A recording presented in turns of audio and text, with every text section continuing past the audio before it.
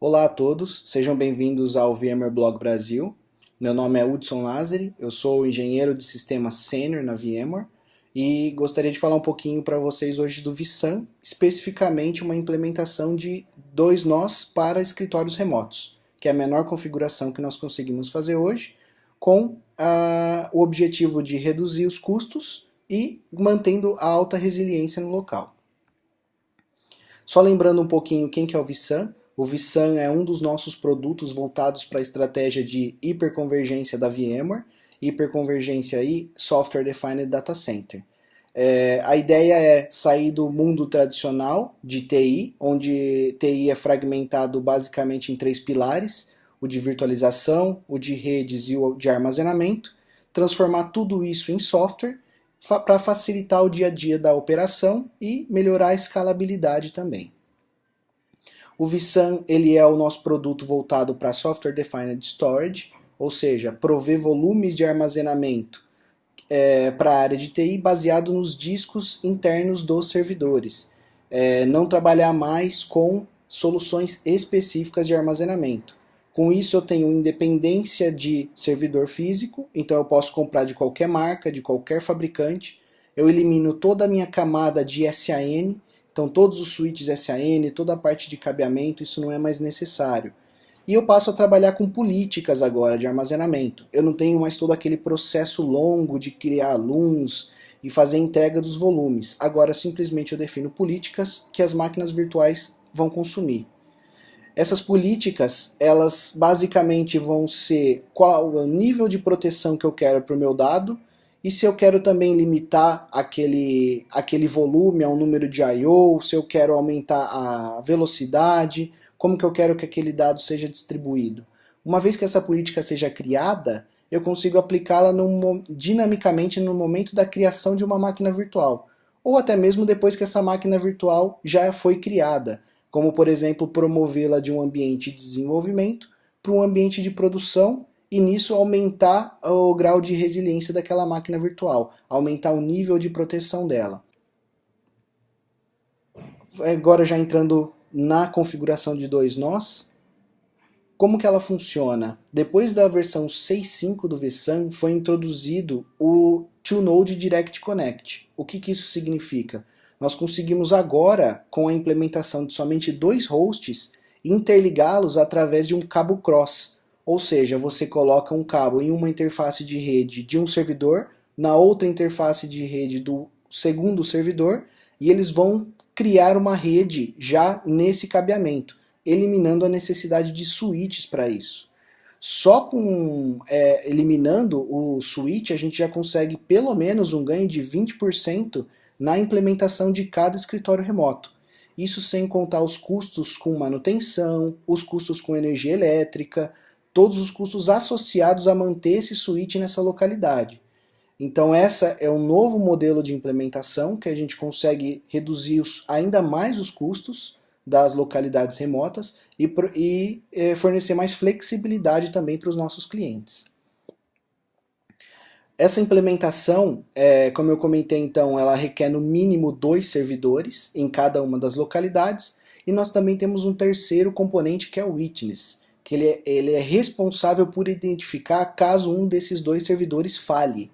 Então, no caso de falha, o Witness identifica que um desses servidores falhou e vai proteger os dados no outro servidor até que o primeiro seja, que ele volte a funcionar ou que ele seja trocado, tá?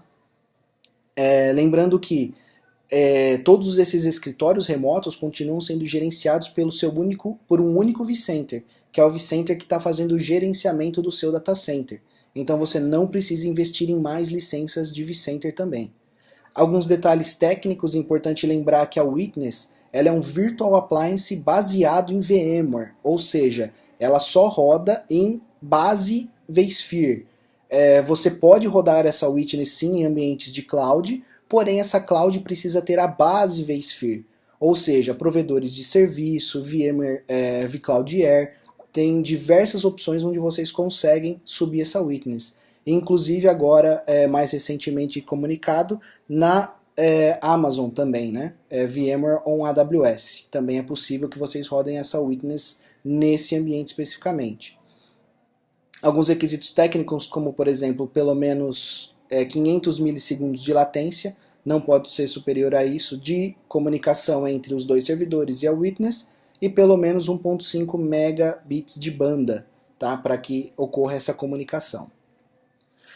Como que a gente faz o setup desse tipo de configuração? Ele é bem simples e ele é o mesmo setup que vocês fazem para configurar o vSAN. Ou seja, eu crio um novo cluster. Depois de criado esse cluster, a gente vai habilitar o vSAN, basicamente tudo através do vCenter, lembrando, toda a configuração e gestão do vSAN está no vCenter.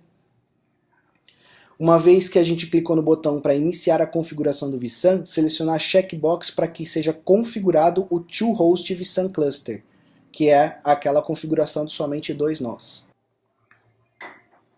Depois você vai selecionar aonde o witness vai ser instalado. Lembrando que o witness pode ser tanto uma máquina virtual, quanto ser instalado diretamente como um Virtual Appliance num Bare Metal. Lembrando que ele não requer licenciamento, tá? Então, muitos clientes perguntam, poxa, mas se eu estou colocando um witness no Bare Metal, vou precisar licenciar o vSphere? Não é necessário. Ele tem uma licença própria do witness, mas esse servidor vai ser exclusivamente dedicado para o witness. Você não poderia subir outros workloads no mesmo servidor.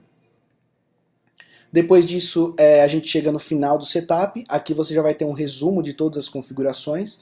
Então, quanto de espaço líquido eu vou ter, quanto de cache eu tenho, como que foi configurado esse cluster, então como 2 fault domains, aqui o primário e o secundário. E finalizada a configuração, agora nós precisamos criar a nossa política de armazenamento.